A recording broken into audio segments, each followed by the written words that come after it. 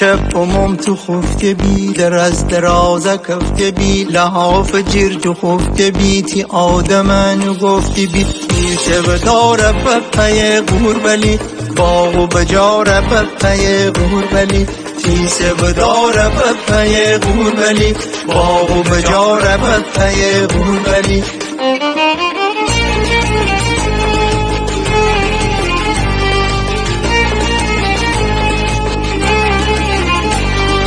دبکه بزم تی سبا سب فکودم ای خروار سب خلخاله و چم خوبنم مجمدی چم بپردم یار خنه میو دلدار خنه یار مرالو چم بزه کب چم بزه کش خاله کمی جم بزه یار مرالو چم بزه کب چم بزه کش خاله کمی جم بزه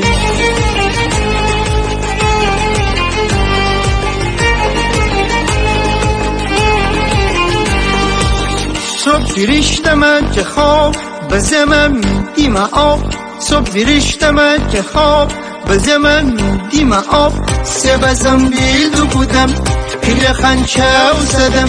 موشم اکو که سر اکو که سر خنچه بسر گیر محله دور محله کبهی دکان بر داد بزم های داد بزم فریاد بزم تازه نحال سیبه بشکست خال سیبه ترش مزه شیرینه غربلی باغشینه شب امم تو خفته بی در از درازه کفته بی لحاف جرج و خفته بی تی آدمانو گفته بی تیسه بداره بپه غربلی باغ و بجاره بپه غربلی تیسه بداره بپه غربلی باغ و بجاره بپه غربلی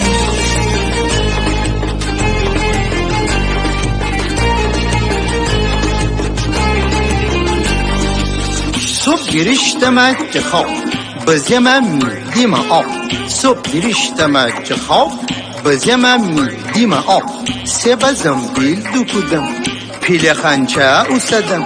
بوشم اکو چه سر اوکو چه سر خنچه بسر جیر محله جور محله کبلهی دکانه بر